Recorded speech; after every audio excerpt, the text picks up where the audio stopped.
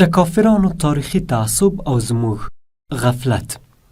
د حق او باطل ترمنځ جنگ په بیلابیلو وختونو او بیلابیلو شکلونو دوام کړی. که تاریخ ته وګورو د اسلام او کفر ترمنځ جګړې نه دي درېدلې او د وخت هر کافر له مسلمان سره د خپلې کرکې او دښمنۍ اظهار په بیلابیلو ډولونو کړی دی چې د هغې ډیری اشکال موږ په تاریخ کې لوستي، ځینې مو په خپلو سترګو لیدلي او ګوري یې. خو د دې هر څه سربیره بیا هم مسلمان غفلت کوي او نه یوازې دا چې د کافرانو له حربو او دامونو څخه ځان نه ساتي، بلکې په اړه یې بیخي بېخبره او بېتفاوته وي. که د غربیانو فرهنګ په اړه همدې بېخبره مسلمان ته وویل شي چې تاسو په غیر شعوري ډول غربي فرهنګ او غربي افکار خپل کړي، نو درته وبه وایي چې نړۍ چیرته ورسېده او تاسو لا هم خپل او پردي فرهنګ پسې ګرځئ. برعکس همدغه جدید افکار او غربي فرهنګ ورته نوښت او پرمختګ ښکاري.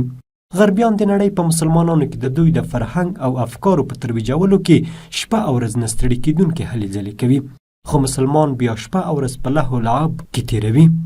دوی د مسلمان لپاره داسې بوختیاوې پیدا کړي چې هم یې پرې وخت ضایع کېږي او هم یې اقتصاد ته پرې ضربه رسېږي.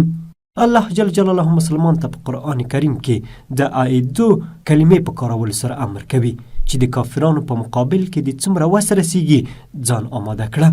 اعداد یوازې جنگي تکتیکونه نه دي، بلکې په ننني اعداد کې ټکنالوژي هم داخله ده چې الله جل جلاله مسلمان ته د هغې په تیارولو امر کوي. خو د نن مسلمان غافل دی.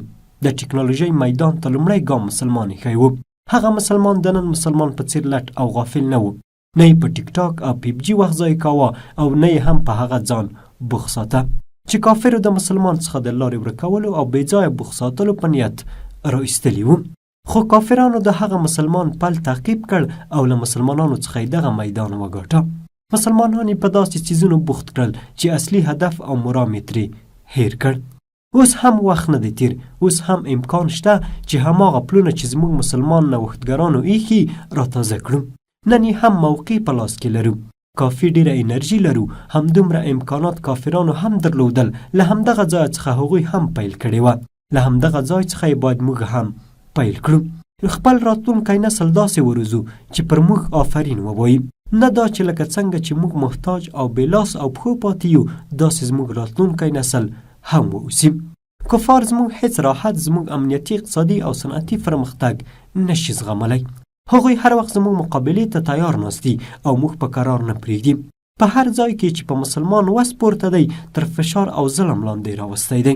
نو موږ هم باید اتحاد او یووالي ته کار ووایو او د دې ترڅنګ له خپلو ذهنونو او انرژۍ داسې کار واخلو چې کافران په هره برخه او هر میدان کې تر موږ شاته او محتاج پاتې شي او د الله جل جلاله هغه امر د اعدو هم پر ځای شي.